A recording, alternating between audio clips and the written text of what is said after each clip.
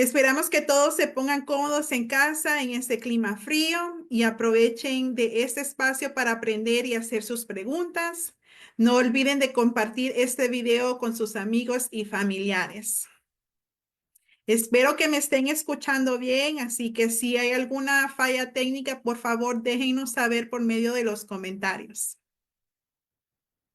Para comenzar, me gustaría presentarles a la doctora Cristina Rabadán Diel, quien es una científica experta bilingüe en trastornos por uso de sustancias, con especial énfasis en el trastorno por consumo de opioides. Como profesional de más de 4 décadas trabajando en ciencia y salud, brinda asistencia técnica, educación y capacitación a profesionales de la salud, educadores, comunidades, jóvenes y familia en español y en inglés. Su larga trayectoria profesional incluye posiciones de liderazgo en los Institutos Nacionales de la Salud, el Departamento Federal de Salud y Servicios Humanos y la Universidad George Washington. Actualmente es asesora técnica para la Academia de Políticas Públicas en el Centro Nacional de Excelencia en Salud Conductual Hispana Latina en San Juan, Puerto Rico, y para la Iniciativa Latina de Salud en el Condado de Montgomery, Maryland. La doctora Cristina Rabadán Diel ha formado parte de varios consejos asesores a lo largo de los años, incluido el Consejo Asesor Nacional de la Administración de Salud Mental y Abuso de Sustancias y el Consejo Directivo de la Fundación de Montgomery College.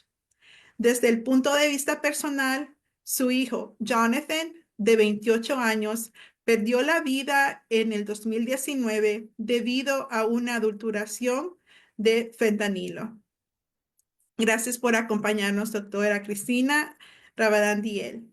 Y también se une a nosotros el doctor Luis Rolando Aguirre, quien cuenta con una amplia experiencia en medicina y salud pública, con formación y experiencia en pediatría, atención primaria de salud e intervención comunitaria participativa, y ha desempeñado funciones en los programas de asma, promoción de la salud y reunificación familiar, por nuestra salud y bienestar, y Padres en Acción, programas que forman parte de la Iniciativa Latina de Salud durante los últimos 20 años.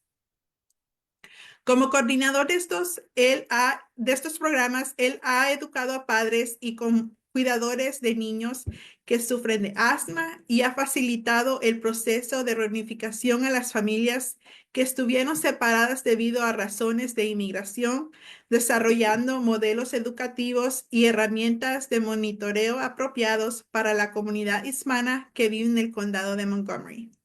El doctor Aguirre ha establecido fuertes lazos con la comunidad latina, los servicios de salud, programas que prestan servicios a las escuelas públicas, clínicas y organizaciones comunitarias.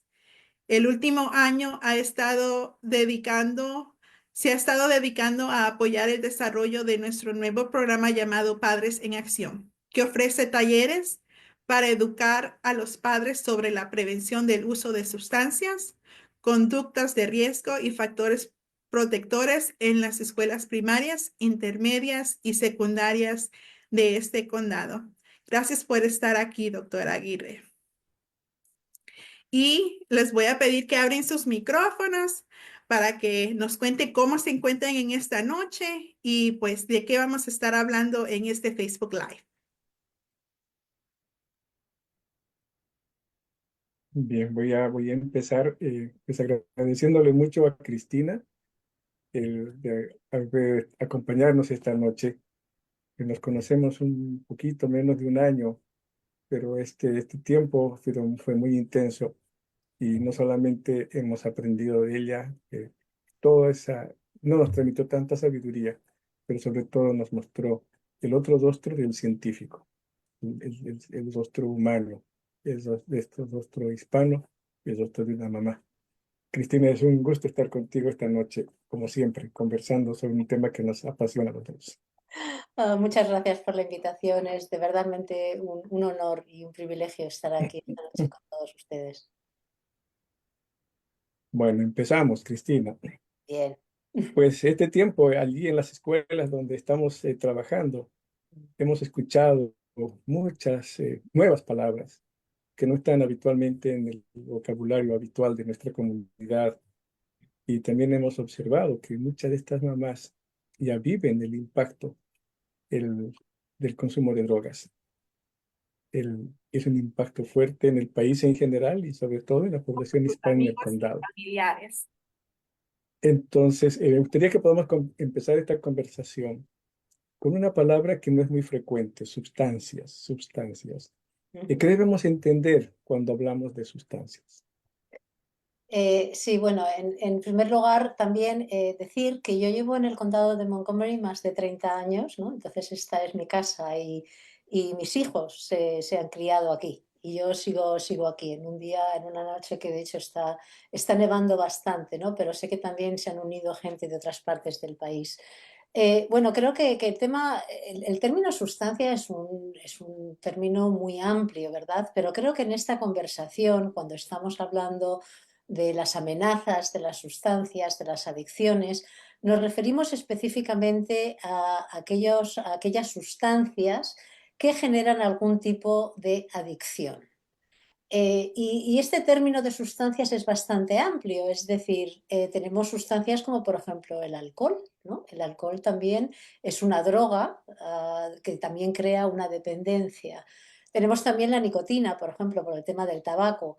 Y luego tenemos, bueno, ciertos medicamentos que pueden ser también adictivos y que pueden crear dependencia. Y por supuesto, pues toda la gama de drogas ilícitas como pueda ser cocaína, heroína y también incluso algunos medicamentos que normalmente están aceptados por la regulación farmacéutica, pero que se obtienen o que la gente lo obtiene de una manera ilegal, no una manera en la que esté directamente afectando que esté prescrito por los médicos.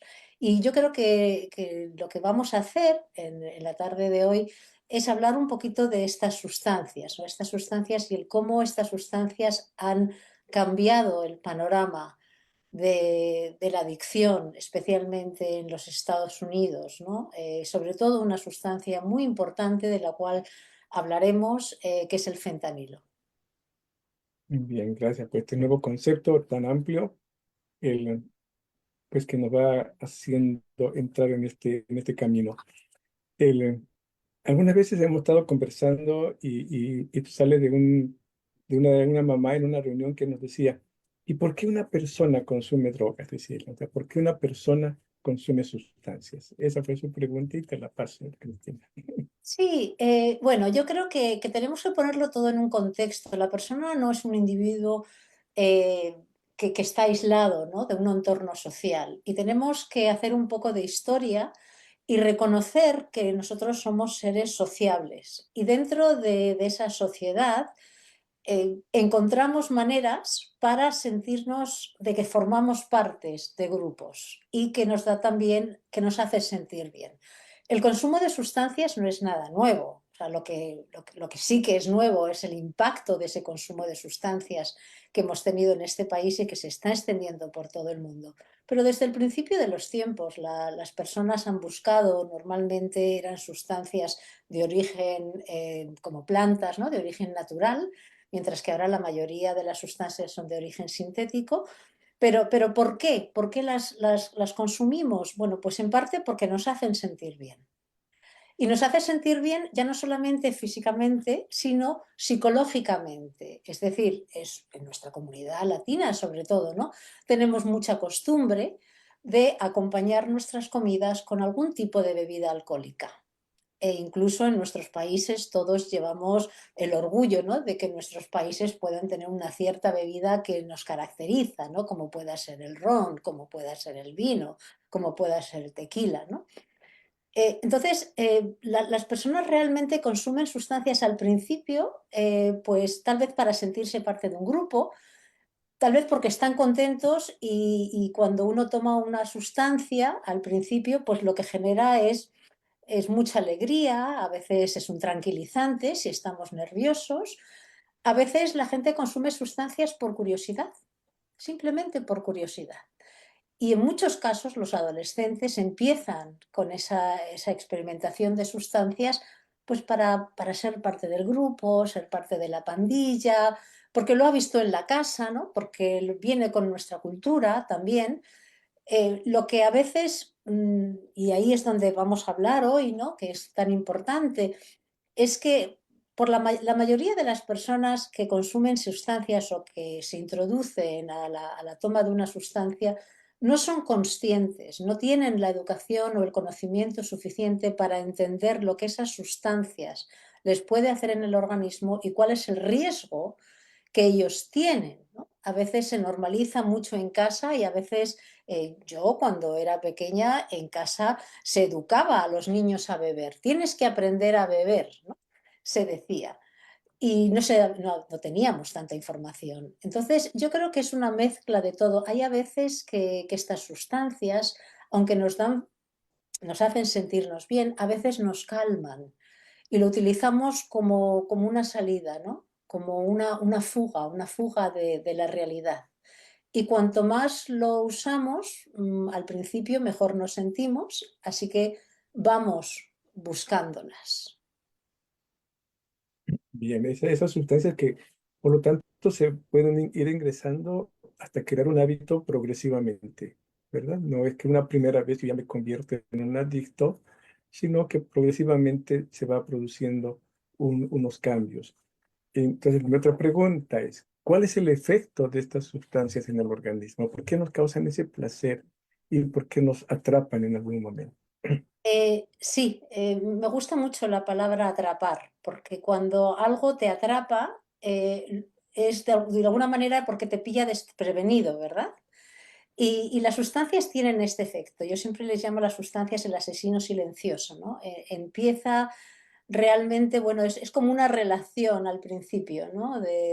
Como que uno está cortejando, ¿no? La sustancia de alguna manera, ya sea la droga o ya sea el alcohol, no crea una dependencia inmediata, por lo general, ¿no?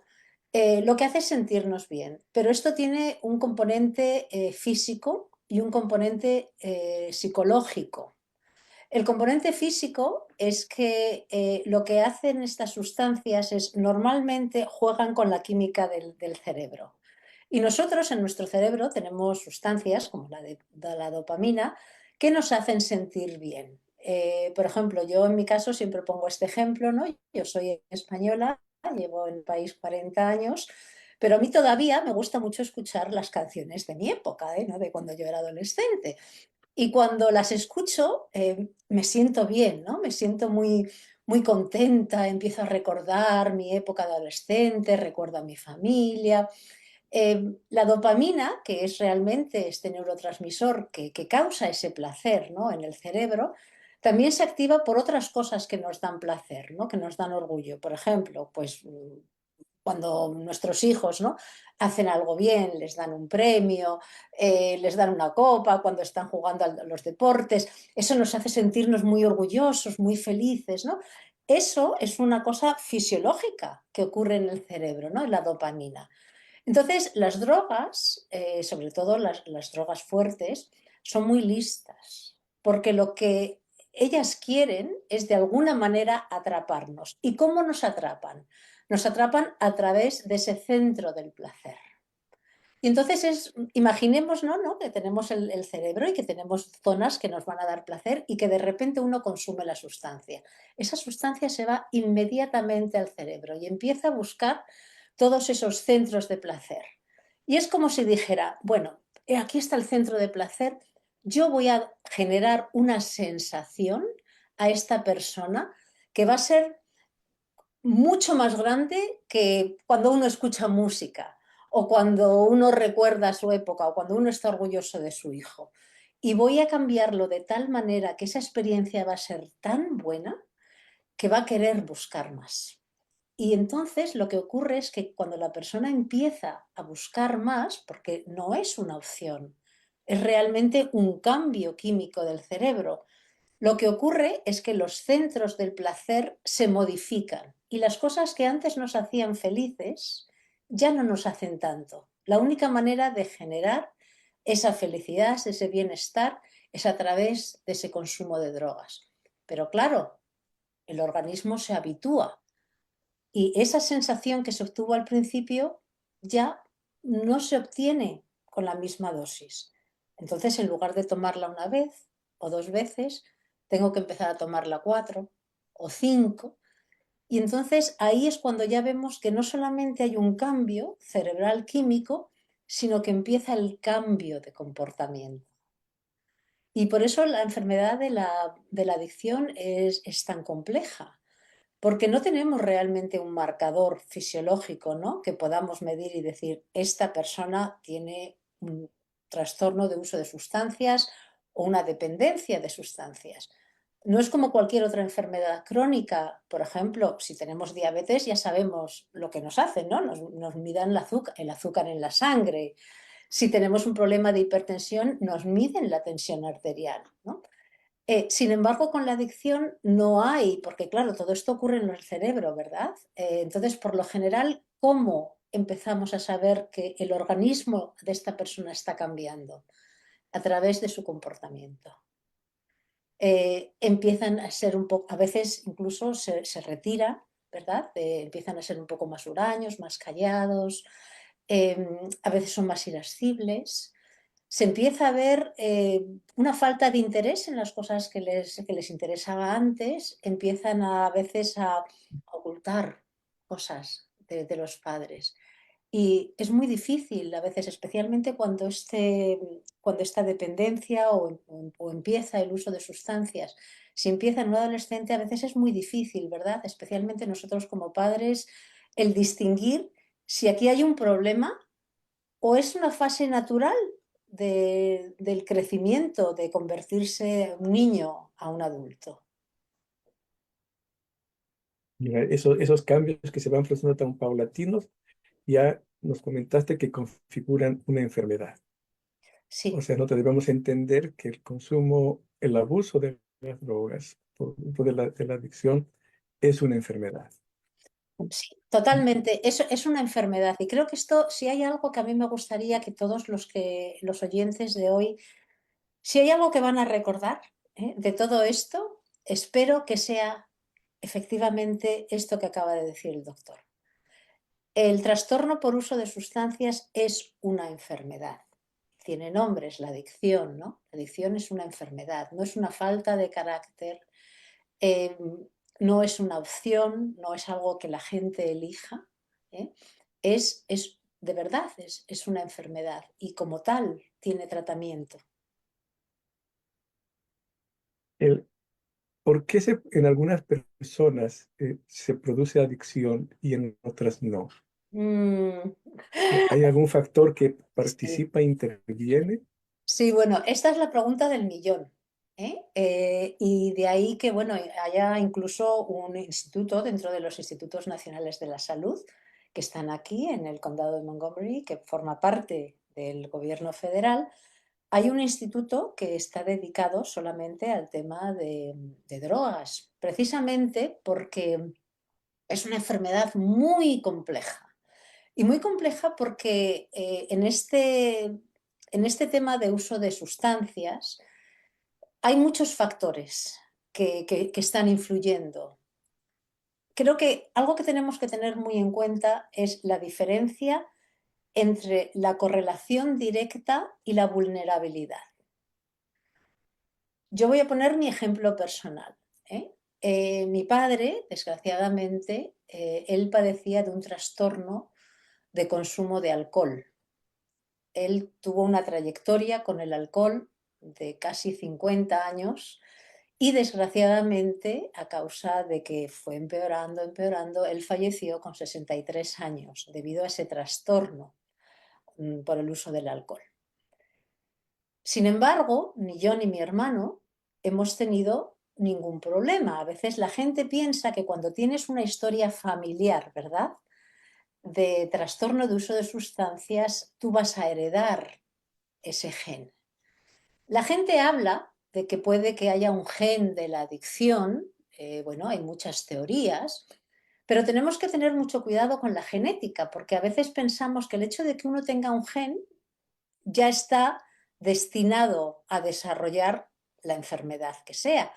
Eso en la mayoría de los genes no es así. El hecho de que uno tenga un gen lo que hace es que le da la posibilidad, digamos, tiene alguna vulnerabilidad, es decir, tiene mayor vulnerabilidad a desarrollar cualquier tipo de adicciones. Pero eso no significa que lo vaya a ser. Yo, por ejemplo, siempre fui muy consciente de que el hecho de tener un padre que tenía un trastorno de alcoholismo me ponía en riesgo de tal vez desarrollar una adicción al alcohol o a otras sustancias, con lo cual siempre he tenido muchísimo cuidado en mi ingesta de alcohol.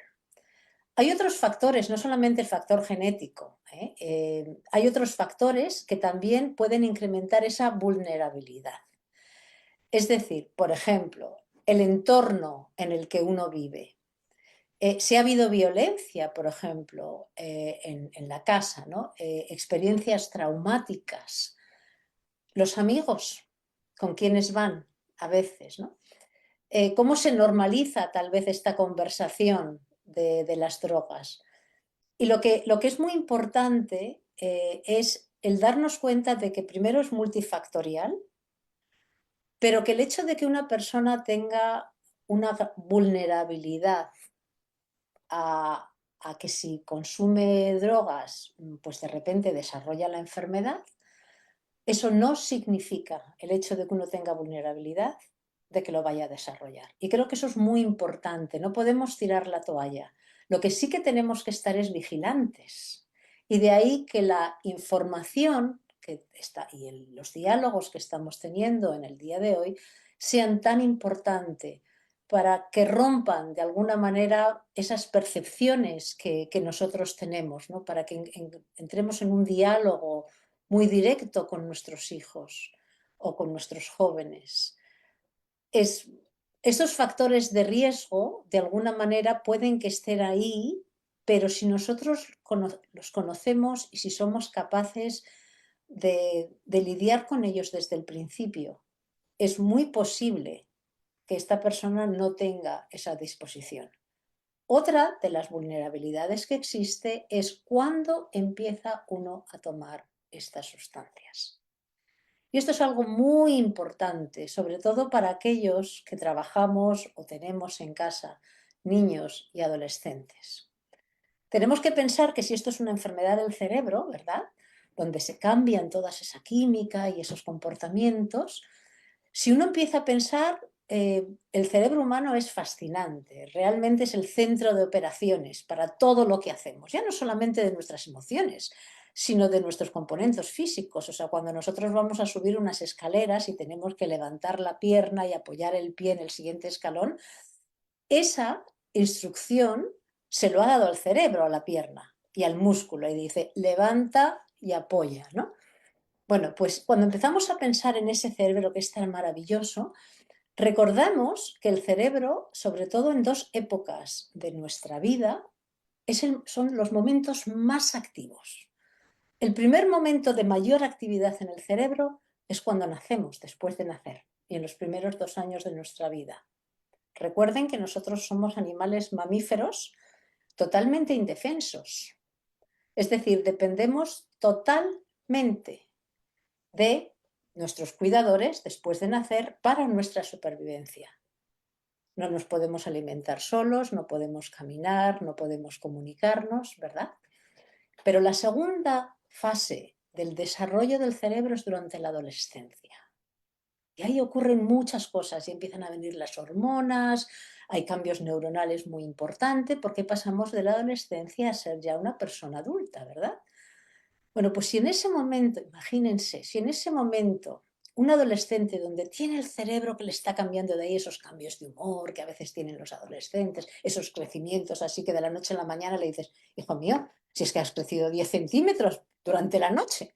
Bueno, pues todos esos crecimientos vienen debido a esa actividad que tiene el cerebro. Imagínense que justo en ese momento, que son bastantes años, que puede empezar desde los 12 hasta los 26 años, el desarrollo hasta que el cerebro madura del todo, que en ese momento se le exponga al cerebro a sustancias.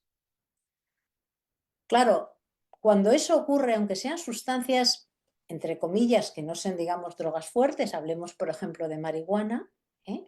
Si hay una exposición a la marihuana en edades muy tempranas, ello hace, bueno, no que solamente la persona que lo consume pueda tener problemas mentales de psicosis, de alucinaciones y cosas así en la vida adulta, sino que también le da vulnerabilidad cuando es un poquito más mayor de buscar sustancias mucho más fuertes, como la heroína o la cocaína.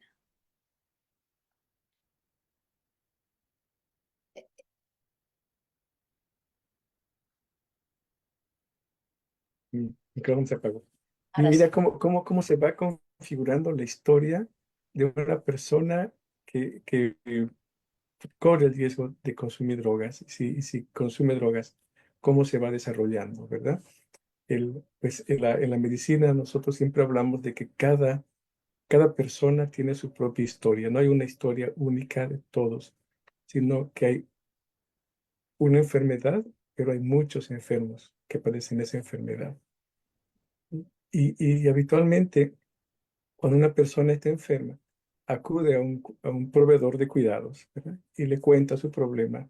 Y él hace una serie de exámenes, da con un diagnóstico y le da un tratamiento. ¿Qué sucede con una persona que está consumiendo sustancias? Empieza, la madre ve, se da cuenta.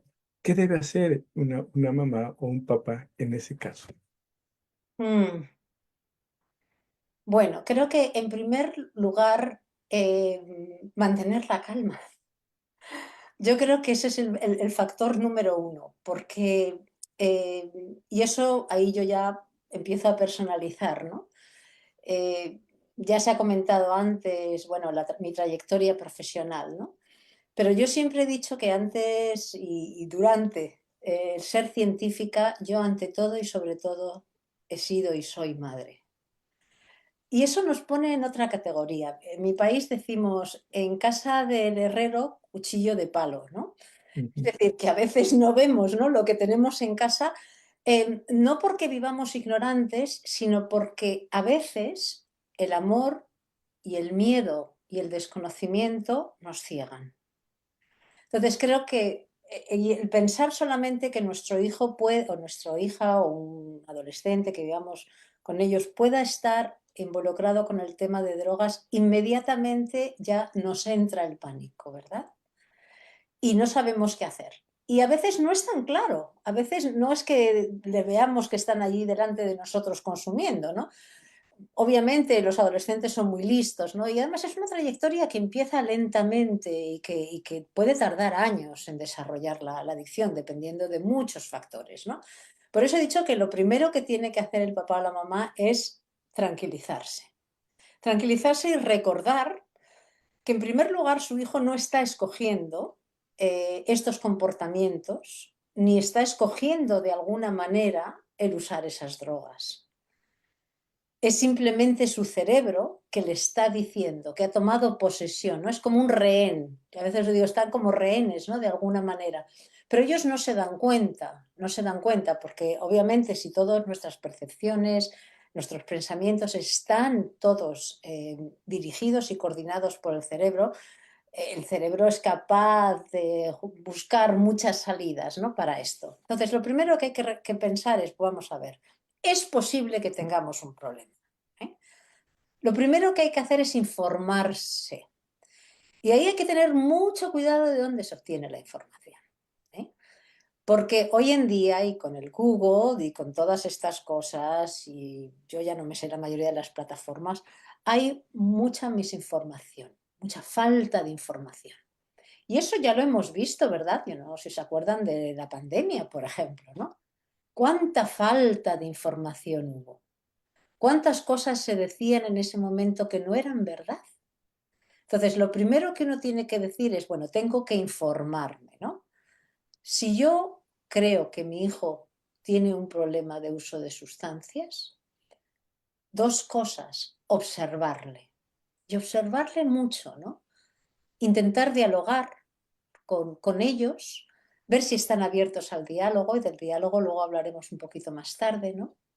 Pero sobre todo informarnos y decir, bueno, esto es una enfermedad, necesito asesoría. Necesito que alguien me ayude a entender cómo puedo ayudar a mi hijo. Porque a veces, claro, tenemos esa responsabilidad y creemos que nosotros tenemos esa responsabilidad de ayudar a nuestros hijos siempre. Y a veces en nuestras culturas nos cuesta mucho pedir ayuda, sobre todo para temas de enfermedades mentales o de uso de drogas. ¿Por qué? Porque tenemos miedo de que nos juzguen. Tenemos miedo de que juzguen a nuestros hijos. Y en nuestra visión, nuestros hijos son perfectos, ¿verdad? Los míos lo son, yo no sé los suyos, ¿eh? Pero yo sé que mis hijos son perfectos. Tienen sus cosillas, pero vamos, mejores hijos no podía haber, ¿no? Entonces, lo primero que tenemos que hacer es ver dónde podemos buscar ayuda. Buscar, ir incluso a un profesional. Es decir, necesito buscar si hay grupos de apoyo, por ejemplo. Buscar iniciativas como la iniciativa de Latino para la Salud, ¿no? O en el condado, ¿no? ¿Quién nos puede ayudar en este tema? Hoy en día, y afortunadamente, tenemos mucha más información y muchos más recursos de los que existían hace 5 o 10 años. Ese ha sido uno de los bienes colaterales, podemos decir, de la epidemia de los opioides y del fentanilo. Porque yo les puedo decir que cuando mi hijo empezó a tomar sustancias, hace 15 años, nosotros intentamos buscar ayuda y nos fue muy difícil encontrar recursos. Muy difícil. Y muy difícil encontrar recursos en nuestro idioma. Entonces, lo importante es buscar ayuda. Si nuestro hijo está abierto al diálogo, hay muchas estrategias para poder hablar y eso se pueden encontrar también como recursos para poder hablar con ellos. Y creo que se tiene que mirar como un problema familiar o como una situación familiar, porque la adicción afecta a toda la familia y empieza a crear tensiones, discusiones, opiniones diversas de cómo lidiar con el problema. Y algo que a mí sí que me gustaría que cuando uno empieza esa trayectoria, pero sobre todo hablar con profesionales, yo les aconsejo que no se metan en Internet. Que si se tienen que meter en Internet, que se metan para ver cuáles son los recursos que tiene el Departamento de Salud, en este caso de su condado, de su localidad o de su estado. No se metan en Internet porque, bueno, y de eso vamos a hablar luego un poco, ¿no? Hay mucho estigma con respecto a esto. La sociedad es muy crítica frente a las personas que tienen uso de sustancias, ¿verdad? Entonces, lo importante es decir, a ver, si tenemos un problema, voy a buscar ayuda. No miren Internet porque de verdad hay muchas cosas que son muy buenas y hay otras cosas que no lo son.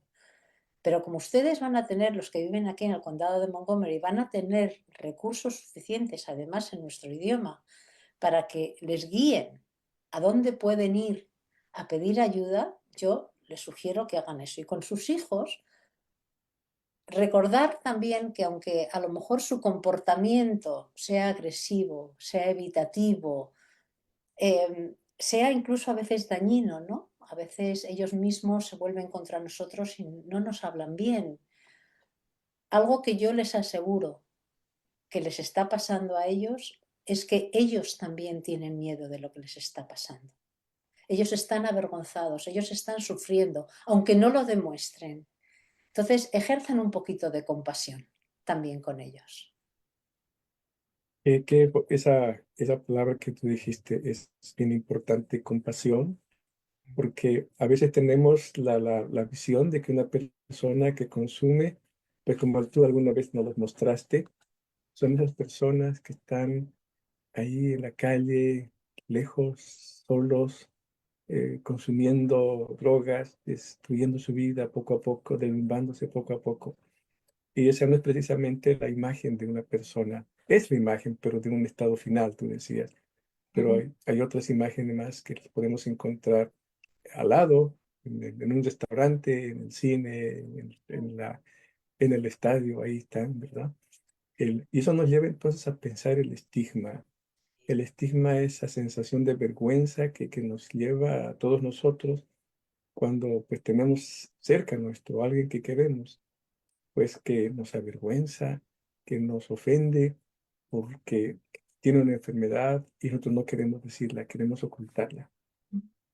¿Qué tanto afecta el estigma en la comunidad latina para buscar ayuda, para salir y buscar ayuda o hablar de esta situación? Bueno, el estigma yo siempre digo que es uno de los ejes centrales que nos impiden a veces movernos hacia adelante en el tema del tema de adicciones, ¿no? Y de uso de sustancias. Creo que es importante reconocer que hay muchos tipos de estigma y que desgraciadamente eh, es muy difícil empezar a romper con ello si seguimos en silencio. Porque ese estigma lo que hace es generar lo que tú decías, Luis, vergüenza, miedo, inquietud, inseguridad, ¿verdad? Y a veces buscamos excusas, simplemente buscamos excusas para esa persona, ¿no? El tema del estigma es muy fuerte y sobre todo en la comunidad latina está muy arraigada, no solo en la comunidad latina, está a nivel también social, ¿no? O sea, los médicos a veces también, ahora ya menos, ¿no? Pero encontramos esa percepción que tiene el mundo en general de lo que es una persona con uso de sustancias. Entonces yo siempre digo, vamos a ver, pero ¿por qué? ¿Por qué, por ejemplo, cuando sabemos que tenemos un amigo, ¿no? Que tiene un niño, un adolescente, pues que tiene leucemia, por ejemplo, ¿no? Por poner el caso. ¿Cuál es nuestra reacción? Nuestra reacción es de compasión, ¿no? Intentar ayudar a la familia. Le damos mucho cariño a ese niño también, nosotros, ¿verdad? ¿Por qué no actuamos de la misma manera cuando una persona o un adolescente tiene ese trastorno de uso de sustancias? Y de alguna manera es porque nos han inculcado de que eso es una falta de carácter, es una debilidad, es el rechazar los principios que podamos tener morales, éticos o religiosos a los que les hemos inculcado, ¿no? Ellos quieren estar así y al final se enganchan y ya no pueden salir y eso ya entonces no podemos hacer nada, ¿no? Y yo personalmente estoy muy indignada de cómo, sobre todo, los medios sociales y los medios de comunicación siguen enseñándonos esos retratos y esas imágenes de las personas de uso de sustancias, como por ejemplo en la zona de Kensington, en Pensilvania, ¿no? Jóvenes que están en la calle, que no se pueden levantar, que, que les llaman la droga zombie, que yo odio esa terminología, porque yo cuando veo esas imágenes, me da vergüenza. Y me da vergüenza porque creo que es culpa nuestra de que estas personas estén así, porque ha sido un fallo social, ha sido un fallo personal, sistémico, médico, político, de educación. Y estas personas que vemos en la calle son personas donde les ha fallado todo. Sus familias, su entorno, sus amigos, sus sitios de trabajo, todo les ha fallado. Y ya han llegado un momento en que la enfermedad se ha apoderado de ellos. Pero la cara de la adicción no está en las calles. Sí, está en las calles cuando ya vemos a estas personas al final de esa trayectoria donde todos les hemos fallado. Está en nuestras casas, como tú bien decías, Luis. Está en nuestros parques, está en nuestros sitios de trabajo, en nuestros sitios de ocio. Eh, a veces nosotros guardamos silencio porque tenemos miedo de que nuestros seres queridos o nuestros amigos o en el barrio juzguen a nuestros hijos o nos juzguen a nosotros mismos. No hemos sido buenos padres. Y hay algo que también es muy importante y es no solamente todo el sistema de estigma social, el estigma que podamos tener nosotros, es algo que cada vez se sabe más, que es el autoestigma. Es decir, a veces cuando tenemos un ser querido que tiene adicción y nos damos cuenta de que necesita ayuda, nos acercamos a él o a ella y le decimos, necesitas ayuda, y ellos nos rechazan. Ellos dicen, yo no tengo un problema, lo tengo todo controlado, porque ellos mismos saben que si ellos dicen, es verdad, tengo un problema, los demás les van a juzgar. Y por ese miedo que tienen de que les juzguen, ellos no hablan. Pero lo cierto es que la adicción está en los rostros de todos nosotros. Está en todo lado, como tú decías, y la compasión y el entender y la forma de acercarnos a las personas tiene que variar, está variando, ¿verdad? Tenemos que Como, cambiar, Luis, la imagen de lo que tenemos de una persona con adicción, ¿eh? Que pensamos que exactamente, podemos mirarlo exactamente. inmediatamente y decir, uy, esa persona. Ya, y levantar el dedo y juzgarle, ¿verdad? Claro, claro. O compadecernos, pobrecito. Sí, sí, sí, Y, sí. Bueno, y, a y ver, la, pobrecito, de la misma. O sea, una cosa es tener compasión a la hora de tener una relación cercana, ¿no? De Ujú, empatía, ¿eh? Una cosa es empatía, otra cosa es pena. Porque, así es. bueno, por supuesto, nos da pena, pero no les tenemos pena, ¿eh? Tenemos empatía y les damos cariño. Es importante. Y ese cariño, esa empatía, pues tú tienes ahora algo que compartir con nosotros.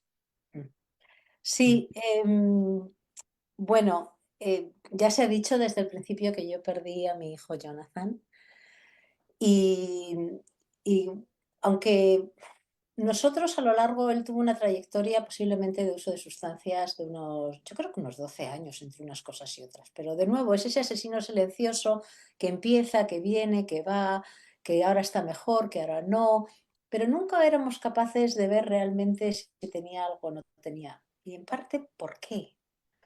¿Por qué? Porque incluso nosotros partíamos de la base de que él no tenía el perfil de una persona con uso de sustancias. Es cierto que en aquella época no había tanta información. Es cierto que entonces no existía el fentanilo, aunque lo que le mató fue el fentanilo, porque lo que tomó estaba adulterado con fentanilo. Fue cuando en el 2019 empezaron a subir las muertes por fentanilo, a él le pilló justo al principio, entonces no había tanta información. Pero sí que es verdad que nosotros siempre buscábamos excusas para Jonathan, ¿no?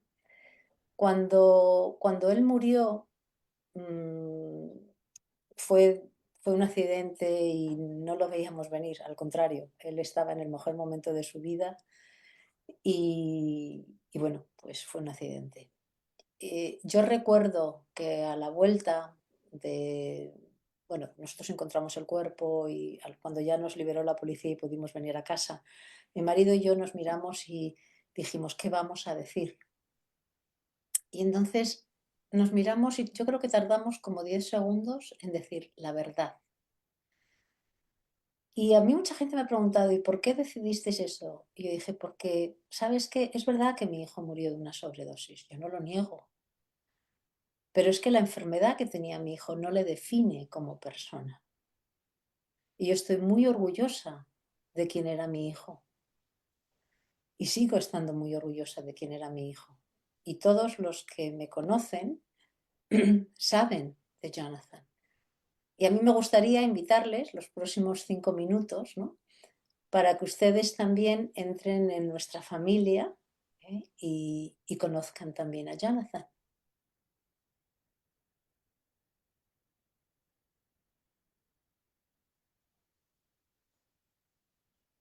Y creo ahora que es Ingrid, ¿no? Bien. Ujú.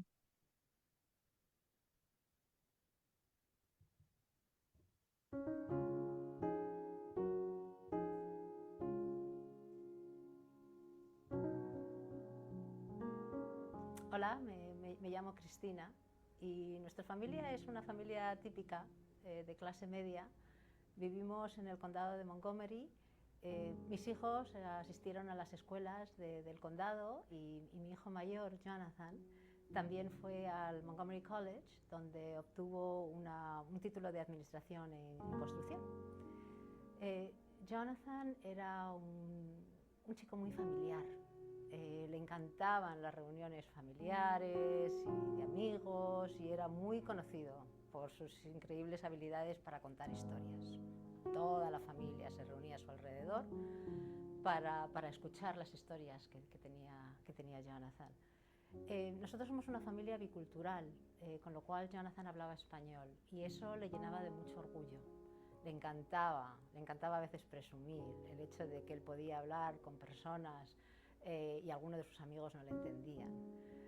Pero ello también le llenaba de orgullo porque estaba muy orgulloso de ser hispano y muy orgulloso de poder comunicarse especialmente con toda la comunidad hispana del condado.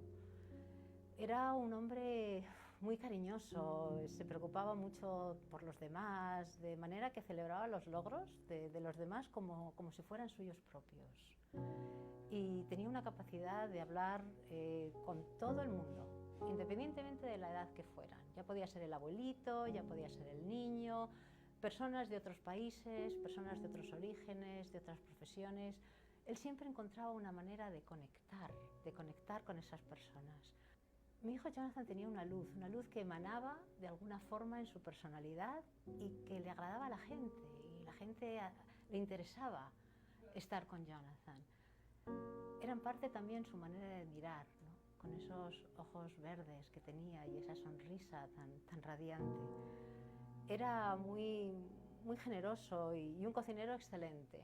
Un cocinero excelente, le encantaba la cocina y todos estábamos esperando a ver cuál era el nuevo plato que se iba a inventar. Tenía muchos intereses, temas de actualidad, una persona bastante bien informada.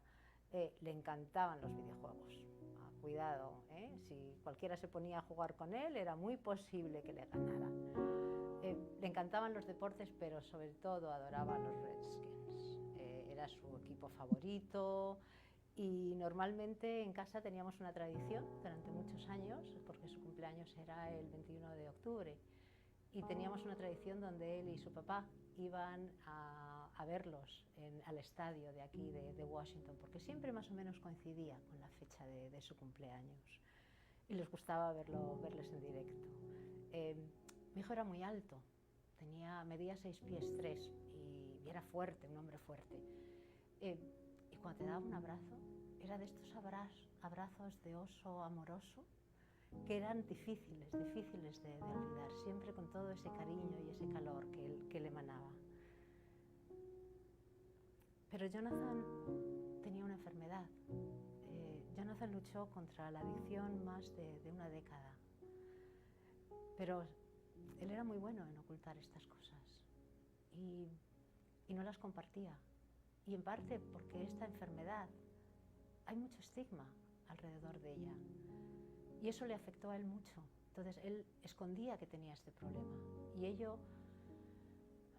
no ayudó para que él pudiera hablar, para que él se sintiera libre de que podía hablar.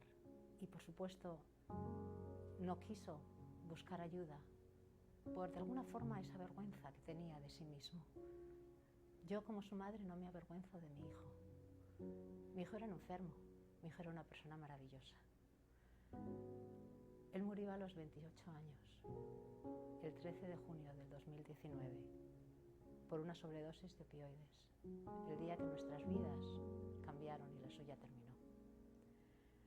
La adicción es una enfermedad y no una falta de carácter. No discrimina y le puede ocurrir a cualquiera. Si nos pasó a nosotros, si le pasó a Jonathan, te puede pasar a ti.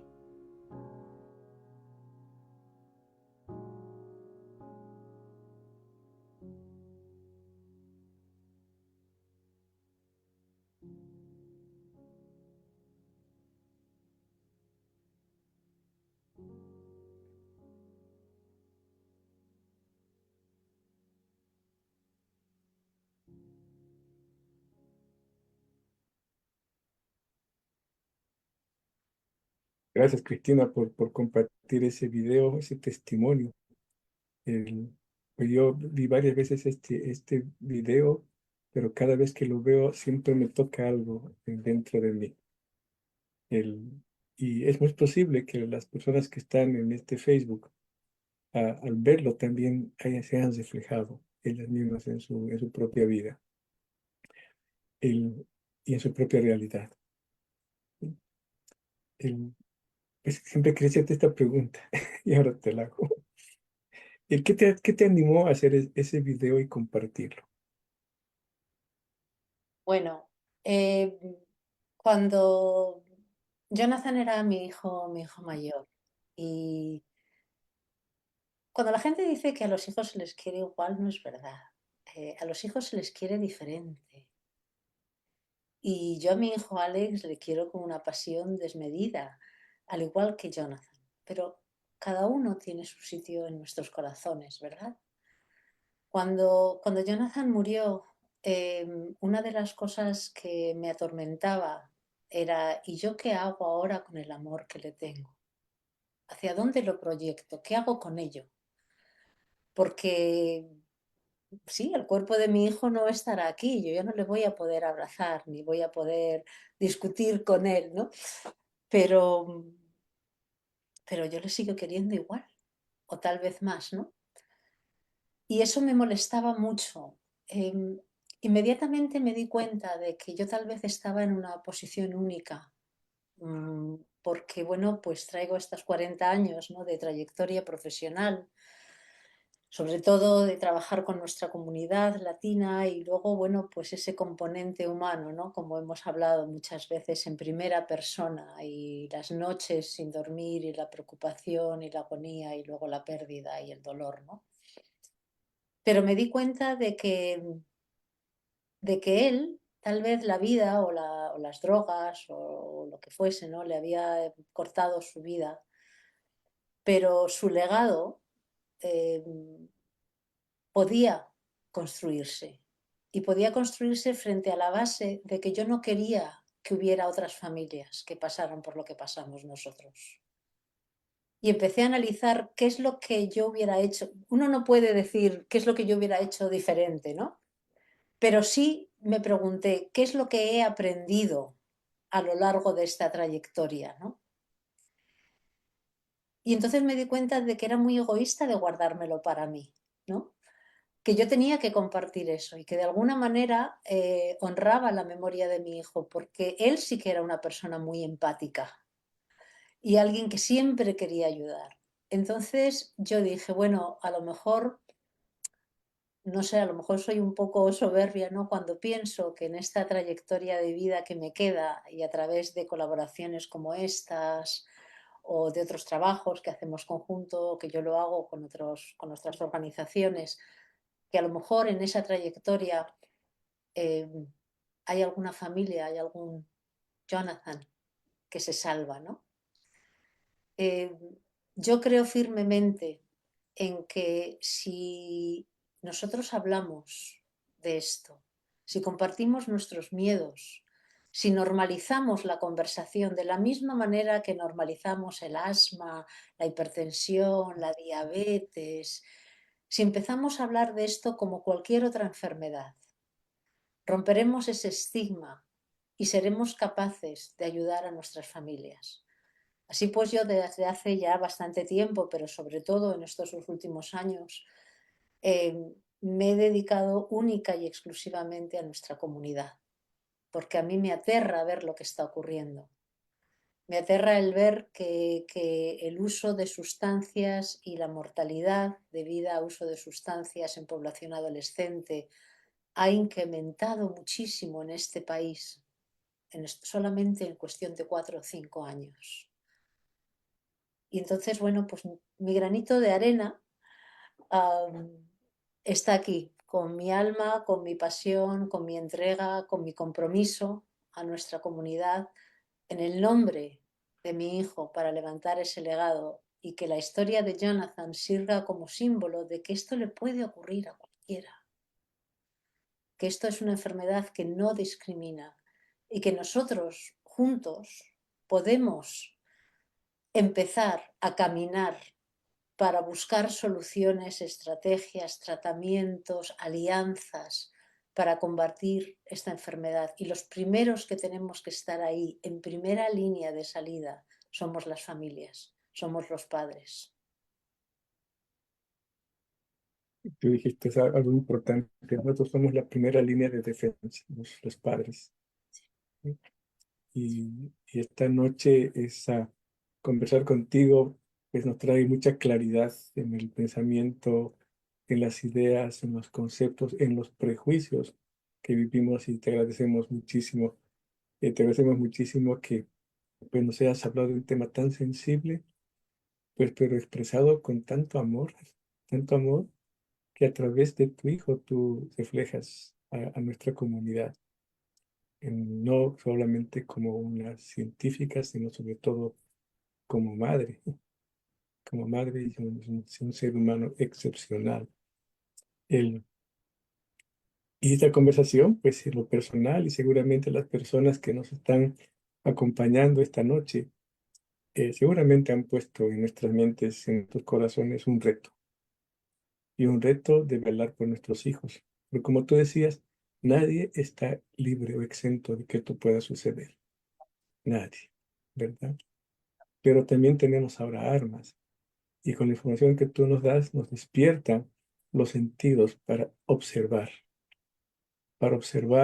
a nuestros niños, acompañar a nuestros hijos y y sospechar, y acercarnos, acompañarlos, hacer que ellos también puedan abrir sus mentes y sus corazones con nosotros. Tal vez así podemos ayudarles más a prevenir el pues, caer en este círculo, porque es empezar un círculo que no se acaba, y que los podamos acompañar a aquellos que ya están en el consumo, acompañarlos, no juzgarlos, no abandonarlos, sino acompañarlos. Te recordarás, hemos escuchado varios testimonios de madres. Hay una que viene en mi mente en este momento que luchó y sigue luchando con su niño a pesar de que ha tenido varias recaídas después de pasar varios periodos de rehabilitación. Y bien, tú decías, pues ahora tenemos recursos y cuéntanos un poco, ¿qué recursos podemos tener o obtener para que ayuden a los padres a acompañar a sus niños e ir previniendo en ellos el consumo de sustancias? Eh, Bueno, hay recursos se pueden mirar de muchas maneras, ¿verdad? Lo primero es el recurso personal, ¿no? Y el hacer un análisis tal vez de cuál es la relación familiar de comunicación dentro de la familia. Eh, Precisamente porque el tema de drogas es un tema difícil, ¿verdad? Tendemos a no hablarlo constantemente o a ponernos en nuestra figura de padre, de decir, vamos a sentarnos y vamos a hablar de drogas. Tú sabes que esto es muy malo. Yo pienso que este tipo de conversaciones se tienen que integrar dentro de la dinámica familiar, pero con la perspectiva de entendimiento. Mira, Luis, a mí mucha gente me dice, uy, ya quisiera yo haber vivido en la época que les ha tocado vivir a nuestros hijos, ¿no? Lo tienen todo hecho, ahora. eh, yo creo que es lo contrario. Yo creo que en la época de hoy en día es muy difícil ser una persona joven, ¿no? Con las expectativas sociales, con las redes sociales, con esa brecha que existe tecnológica entre padres e hijos, ¿no? Nos resulta tan difícil. Entonces yo creo que uno de los recursos es el empezar, porque a ver, cuando uno recuerda la relación con los hijos normalmente, ¿verdad? Ahí pasa algo, porque al principio pasamos de ser sus héroes, ¿eh? Porque mamá, papá, te quiero, ¿eh? Quieren estar con nosotros, a que ya no me vengas, no me dejes el colegio, que no quiero que nadie me vea contigo. Eso son cosas normales, ¿no? Pero también la comunicación se rompe. Entonces tenemos como recurso empezar a aprender a dialogar con nuestro adolescente y buscar siempre momentos para hacerlo.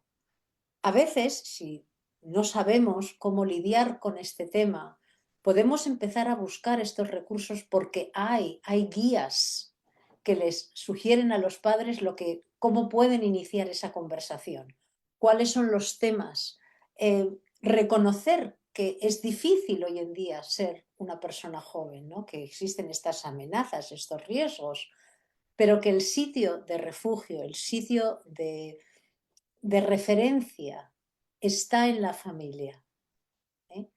Y que realmente nosotros queremos ser padres porque somos padres, porque nos importan, porque queremos ayudarles. Entonces es nuestra responsabilidad entender cuál es la realidad en la que están viviendo nuestros hijos.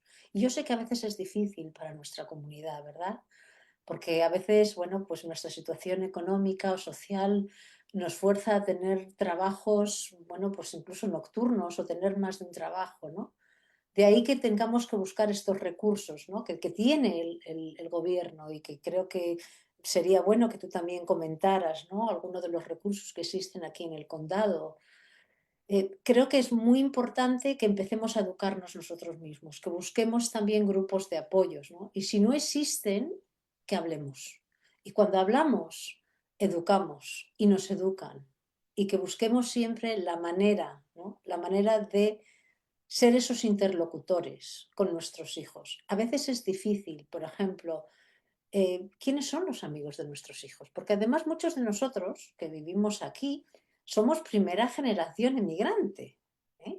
Entonces ya no solamente es nuestra cultura, es nuestro idioma, es un desconocimiento, ¿verdad?, de la sociedad en la que vivimos. Una sociedad en la que nuestros hijos, de una manera u otra, se han integrado normalmente a través de la escolarización, ¿verdad?, de ir a escuelas, y entonces viven en un mundo totalmente diferente que nosotros desconocemos. En lugar de decir, existe esta brecha tecnológica, yo no sé lo que tú estás haciendo y tal, utilicemos esas herramientas de desconocimiento para empoderar a la familia y decirle a los chicos, oye, ya veo que estás utilizando mucho, no sé, el ordenador y tal, enséñame qué es lo que estás mirando. Oye, mira, tengo preguntas. He oído que me han dicho, ¿tú qué crees? ¿Cuál es tu opinión? Para que ellos se sientan a gusto y que vean que no les vamos a criticar, sino que les vamos a ayudar. Y buscarles también estrategias. Algo muy importante son los pares, ¿no? ¿Quiénes son esos chicos con los que está saliendo mi hijo o mi hija? ¿Quiénes son esas familias? Y a veces nos sentimos un poco intimidados porque a lo mejor no son latinos, ¿verdad? Y no les conocemos. No, pues no pasa nada. Lo mismo que funcionamos en este país, funcionamos con la familia y es una manera de proteger y crear un entorno saludable, ¿eh?, dentro de la familia. Bien, ese es el punto tal vez más importante, como el primer eslabón, ¿verdad? Y tú me habías comentado qué recursos tenemos. Sí, el condado de Montgomery tiene recursos que están trabajando en el tema de promoción y de diagnóstico y de referencias para personas que están consumiendo drogas y que no están con la adicción. Tenemos centros para adultos, centros, programas para jóvenes, entrenamientos para utilizar, por ejemplo, el Narcan o Naloxone. En las escuelas tenemos los centros de bienestar, los wellness centers, en varios high schools, que tienen la posibilidad de tocar estos temas con los niños y con las familias a través de las clínicas, en las escuelas elementales y algunos middle school también. Existe esa posibilidad, esos recursos. Y lo importante es acudir allí, el, porque allí van a recibir orientación, van a recibir apoyo, porque para eso están los wellness centers y las clínicas en las escuelas. El no ir allá, pues es quitarnos una posibilidad. Allí la información es manejada con mucha reserva, porque ahí viene el otro estigma, que los niños de la escuela pues lo miran como a una persona, entre comillas, rara, porque está yendo a un wellness center, etcétera. Pero allí la información se maneja con mucha seriedad, con mucha responsabilidad, y los niños pueden ser ayudados.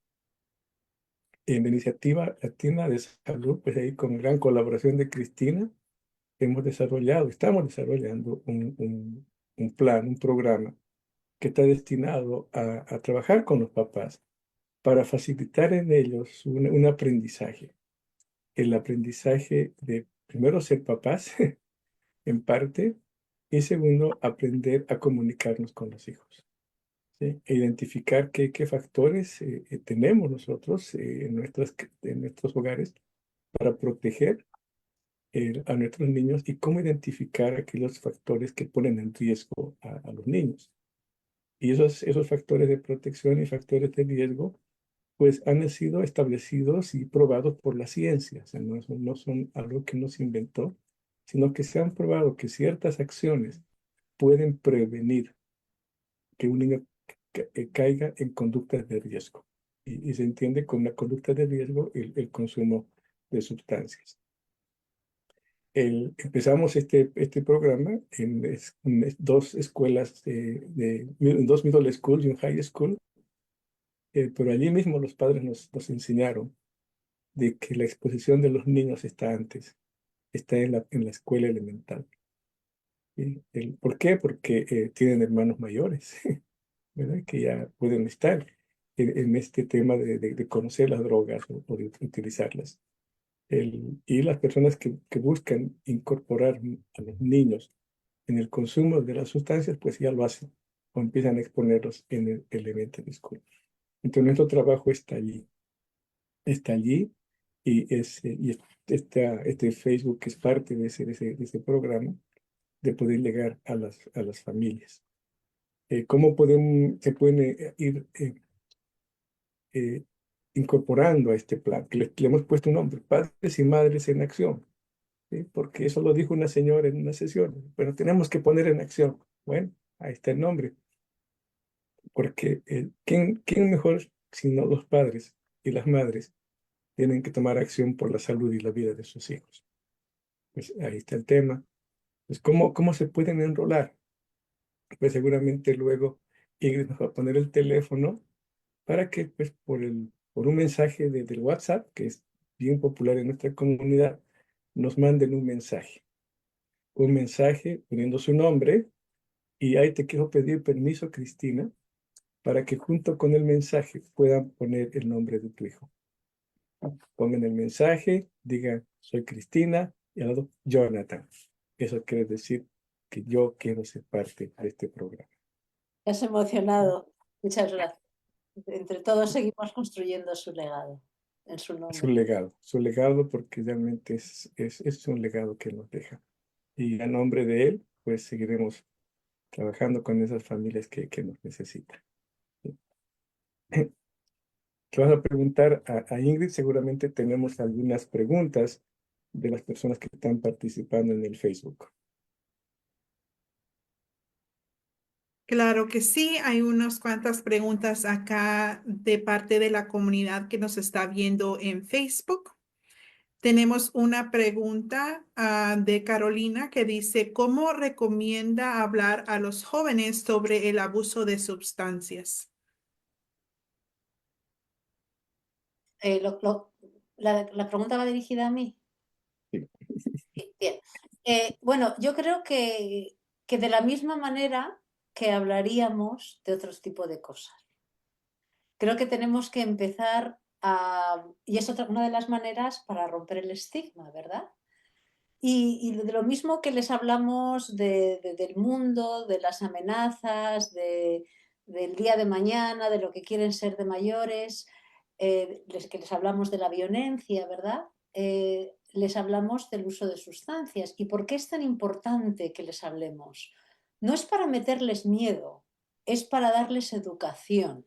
Creo que eso es muy importante. No podemos hablar con nuestros hijos desde el punto de vista del miedo, de las amenazas, sino más bien de decir, mira, hoy en día el uso de sustancias es algo mucho más peligroso que lo que podía haber sido hace 5, hace 10, hace 15 años o incluso cuando yo era más joven. ¿Por qué? Pues porque las drogas son mucho más poderosas que entonces, son mucho más fáciles de obtener y son letales. Entonces, empezando por ahí, ¿no? Es decir, es importante que hablemos, es importante que tú sepas lo que tienes que hacer, es importante que si tienes alguna duda vengas a mí, ¿no? que no compres cosas que te den los amigos o que no, si son medicinas, bueno, si a ti te pasa algo, vamos al médico. Que empecemos a normalizar estas conversaciones y que no lo hagamos solo una vez y decir, bueno, yo ya he hecho lo que me tocaba, ya le hemos hablado, ya está todo dicho. No, esto es una cosa que hay que seguir hablando y no tenemos que sentarnos y estar 2 horas o 3 horas con ellos, ¿eh? Podemos empezar un diálogo y ese diálogo tiene que formar parte de la dinámica familiar, de lo mismo que dialogamos de otras cosas, se dialoga de esto, ¿no? Y se normaliza, oye, tú conoces a alguien, oye, mira que me han dicho, fíjate. eh, Cualquier información que nosotros tengamos, dependiendo también de la edad del niño, claro, por supuesto, ¿no? Pero ese diálogo es fundamental, que nuestros hijos se vean que en nosotros van a encontrar un interlocutor que no va a ser punitivo, sino que va a ser un aliado, ¿no? Que va a estar con él o con ella a lo largo de esa trayectoria buscando soluciones. A veces los chicos dicen, bueno, claro, es que me invitan a una fiesta y yo estoy allí, yo no sé qué hacer, ¿no? Y no sé qué decirles de por qué yo no quiero beber o no quiero tomar drogas. Hay estrategias, hay frases que se les puede decir, pues tú di esto. E incluso en situaciones de emergencia, pueden trabajar con los chicos y decir, mira, si tú te vas a una fiesta y te encuentras mal, vamos a tener una clave, por ejemplo, una clave en un text, en un WhatsApp, ¿no? Si tú te sientes incómodo y lo que quieres es que yo vaya, tú simplemente tenemos esta frase secreta o esta palabra secreta. Y esa palabra secreta que no tiene nada que ver con ayúdame, ven a recogerme, me siento mal, me están ofreciendo droga, yo ya sé que tú te has ido a una fiesta y que si a mí me llega ese WhatsApp, yo voy a recogerte. Muchas gracias por esa respuesta, doctora. Janet nos pregunta también, doctora, una pregunta. ¿Y qué se dice de los opioides que le dan a uno cuando va a una cirugía? Bueno, muy buena pregunta, ¿eh? Porque justo yo hace 10 días tuve una cirugía y me dieron opioides, ¿eh? Bueno, vamos a ver. Creo que es muy importante también que entendamos, ¿eh?, la diferencia de los opioides que están regulados y prescritos por un facultativo sanitario frente a los opioides que nos pueda dar un amigo, que nos lo pueda vender a alguien, que nos lo da como si fuera otra cosa, que lo obtenemos en Internet, es muy diferente. Los opioides existen porque son analgésicos muy potentes que nos ayuda a lidiar con un dolor que tal vez no se maneja a través de otros medicamentos más suaves, como por ejemplo el ibuprofeno o el paracetamol, ¿no? El Tylenol. Es muy importante, pero si a nosotros nos prescriben, como a mí me han hecho, ¿no?, estos opioides, nosotros tenemos que preguntar, bueno, ¿y por qué me lo manda? ¿Y cuáles son los riesgos que yo puedo tener? Eh, Y tenemos, yo por ejemplo, mi estrategia es, bueno, si tengo que tomarlos porque no me queda otra, me lo tomo. Pero en el momento en que yo puedo tomar, a controlar el dolor, no es necesario que me tome las 15 pastillas que me han mandado. Si yo tengo otra estrategia, mejor, porque estos opioides pueden generar dependencia. Pero siempre, siempre, siempre esté en contacto con su médico. Y algo muy importante es que si le prescriben esos opioides y los tiene en casa, guárdelos bajo llave, en un sitio donde ningún otro miembro de la familia pueda tener acceso. ¿Por qué? Porque a veces no necesitamos todas las pastillas, ¿verdad? O nos mandan varias, las dejamos por ahí, viene un miembro de la familia o un adolescente o lo que sea y dice, uy, esto me lo voy a tomar, que es un opioide, ¿eh? Entonces es muy importante. Y cuando termine, yo por ejemplo, a mí me mandaron 15 pastillas y me tomé una. Porque en parte, bueno, también tenía la historia de mi hijo y el tomarme una pastilla me generaba mucha ansiedad y muy malos recuerdos. Entonces he aprendido a manejar mi dolor de otra manera. Yo tengo las 14 pastillas restantes guardadas en un cajón. Cuando a mí ya me permitan salir a la calle, porque todavía no me he permitido salir a la calle, yo voy a ir a la farmacia, ¿eh?, se la voy a entregar al farmacéutico y le voy a decir, por favor, dispense usted esto como procede. No lo tiren por la basura, no lo tiren en el inodoro, no. Llévenlo a una farmacia y se lo entregan para que ellos dispensen esa medicación. Y si no la necesitan, no se la tomen. Pero si la necesitan, por favor, tómensela. Y si tiene algún tipo de efecto secundario, siempre esa comunicación del sanitario con el paciente es muy importante. Si está justificada la prescripción de opioides, entonces usted sigue las instrucciones de su facultativo sanitario. Muchas gracias por esa respuesta, doctora.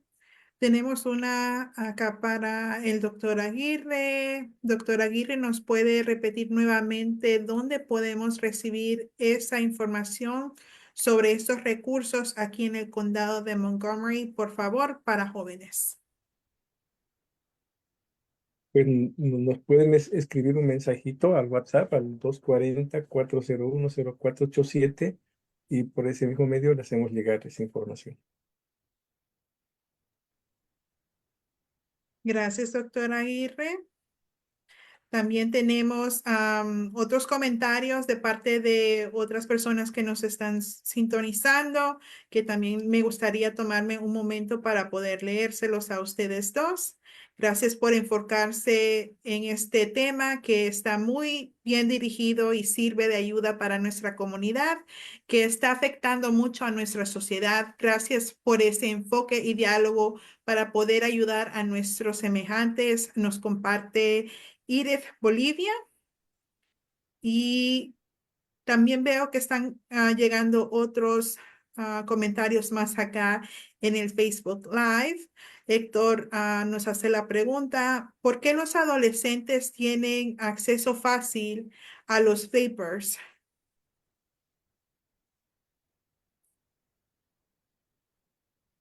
¿Alguno de ustedes quiere contestar esa pregunta? Acceso fácil a qué no lo entendí. Los vapers, El vapeo. el vapeo. Ah, europeo, ok.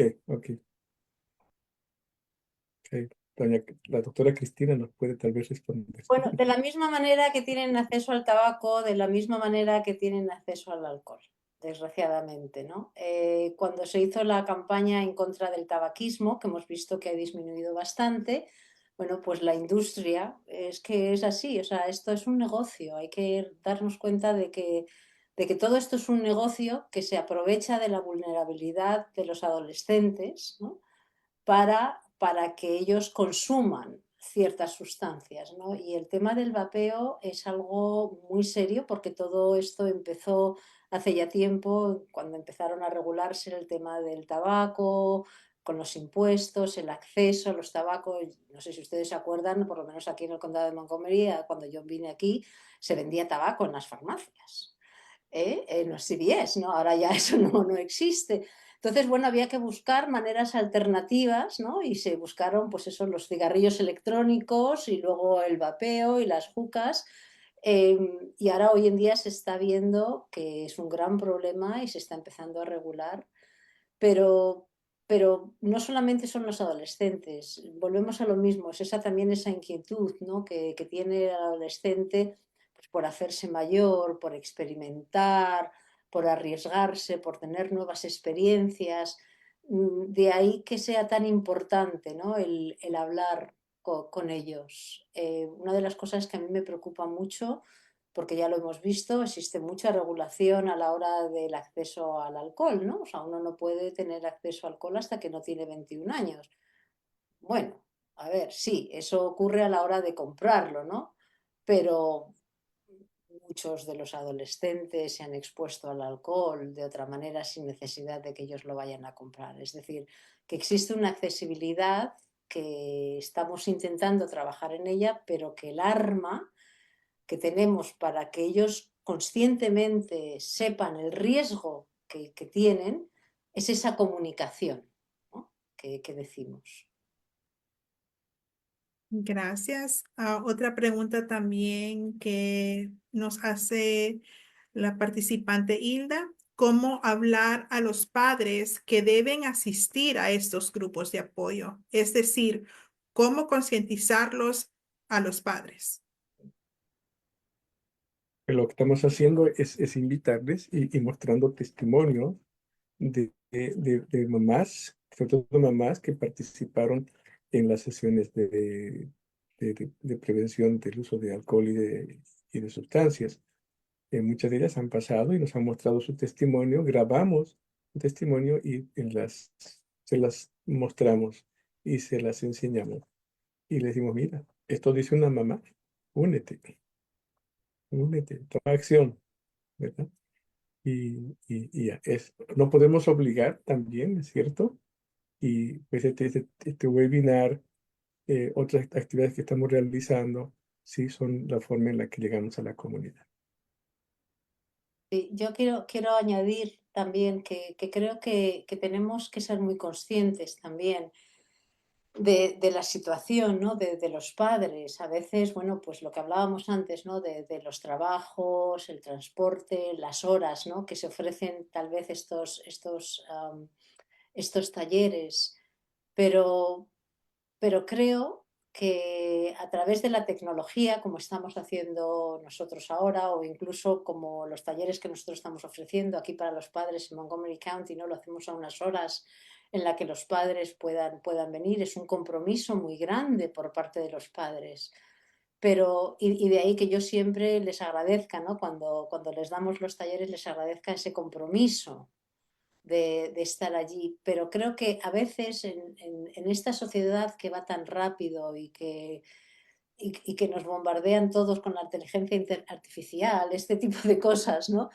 Es muy fácil dejarse llevar y abrumarnos, pero tenemos que mantener algo muy claro y es que nosotros somos padres y nuestra responsabilidad es guiar a nuestros hijos. Y nuestras armas es el conocimiento. Es la mejor manera, empoderarse con esas armas del conocimiento y esas herramientas para poder ayudarles en el mundo en el que viven ellos y en el mundo en que vivimos nosotros. Y aunque es un gran sacrificio, muchos de nosotros hemos venido aquí, a este país, para darles a nuestros hijos una vida mejor. Y no podemos permitir que el mercado de la droga o de las sustancias se aproveche de la vulnerabilidad de nuestros jóvenes y de todos nuestros sacrificios. Entonces, la manera en la que tenemos que luchar es con el conocimiento y las herramientas son las herramientas que, pues eso, como nosotros aquí en el condado, como yo misma, como otros profesionales a lo largo del país, estamos intentando para decir, sí, hay armas y tenemos que unirnos. Y de ahí que este esfuerzo no sea solo de Montgomery County, de ahí que yo, por ejemplo, trabaje a nivel nacional, ¿no? Porque creo que tenemos mucho que aprender de nuestras comunidades. Y si ustedes tienen amigos, los que nos están escuchando, que no solamente son de Montgomery County, sino de otros, pregúntenles y qué recursos tienen y qué cosas se hacen allí, para que entre todos compartamos estas lecciones aprendidas por el bien de nuestras familias y de nuestros hijos. Gracias, doctora, por esa respuesta. Y una última pregunta de la comunidad. Melissa nos pregunta, ¿cómo ayudar a un joven que no admite el uso de sustancias? Con mucha paciencia y mucho cariño. Mi hijo no lo admitió nunca, nunca, después de más de 10 años. Al final ya lo admitía, pero él decía que él no tenía ningún problema.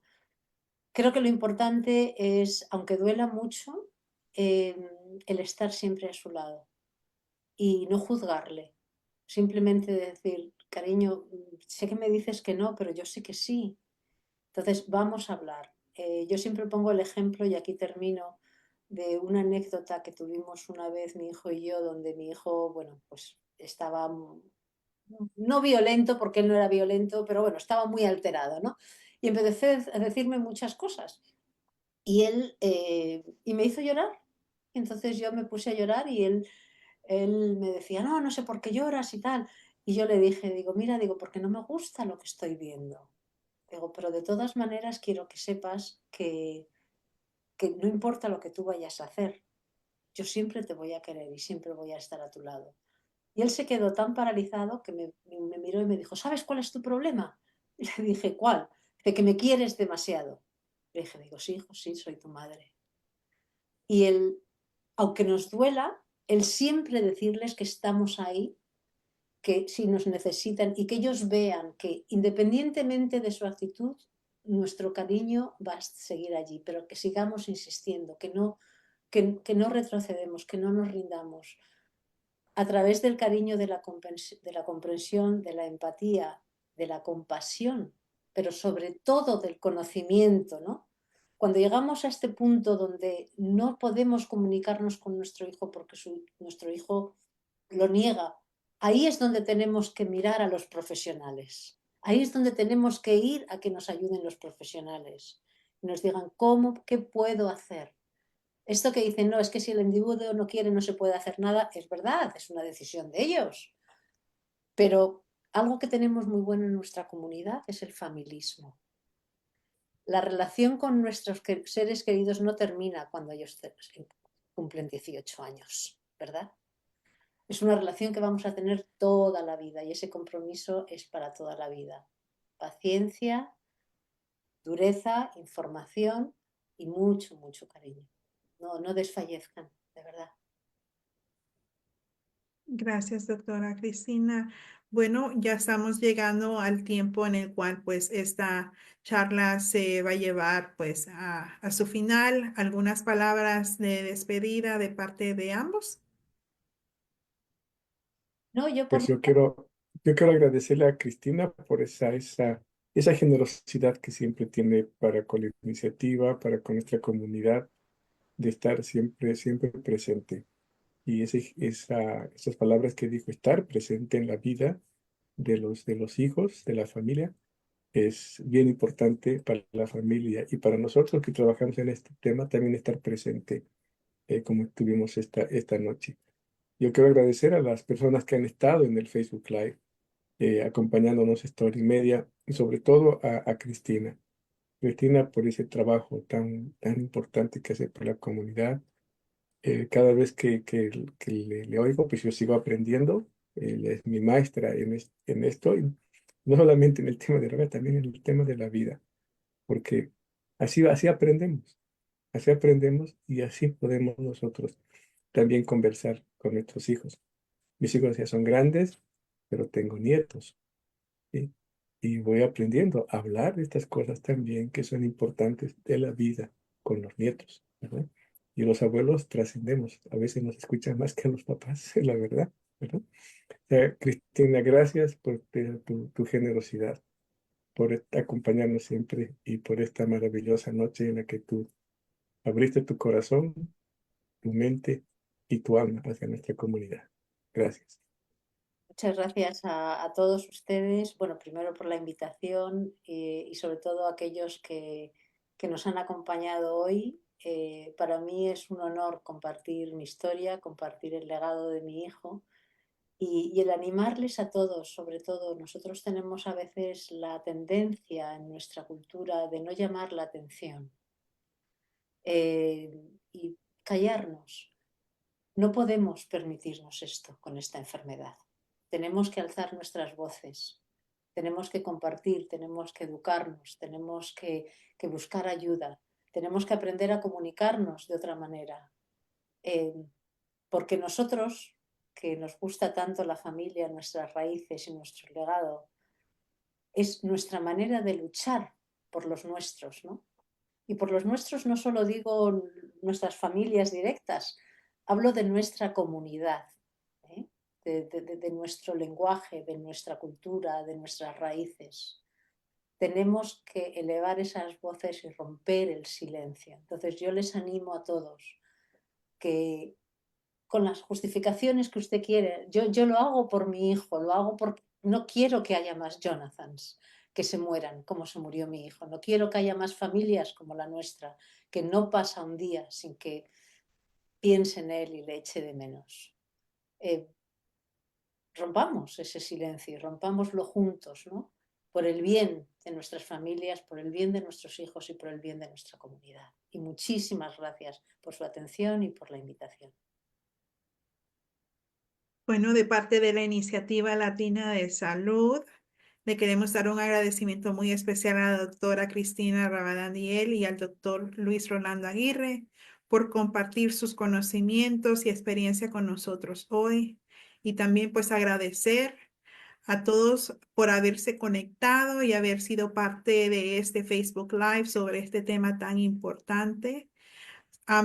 Bueno, lo que presentaron fue muy valioso y enriquecedor para todos nosotros. Recordemos que la Iniciativa Latina en Salud está aquí para apoyar a las familias. Por favor, contáctenos si tienen más preguntas sobre el programa de Padres en Acción, que es un recurso para identificar los factores que ponen a riesgo a los niños. Si necesitan pues esa información, por favor no duden en enviarnos un mensaje por Facebook. Y si ya tomaron la decisión que quieren formar parte del grupo de padres y madres en acción, envíen un mensaje con la palabra Cristina y Jonathan al 240-401-0487. Recuerden también de seguirnos en nuestras redes sociales para más información y eventos como este. Si les gustó el contenido de este video, denle por favor un me gusta y también compártanlo con sus amigos y familiares para que más personas puedan beneficiarse de esta información. Gracias nuevamente por acompañarnos y esperamos verlos en nuestro próximo evento en Facebook Live. Cuídense mucho y manténganse seguros durante esta noche de nieve. Que tengan una bonita noche. Nos vemos.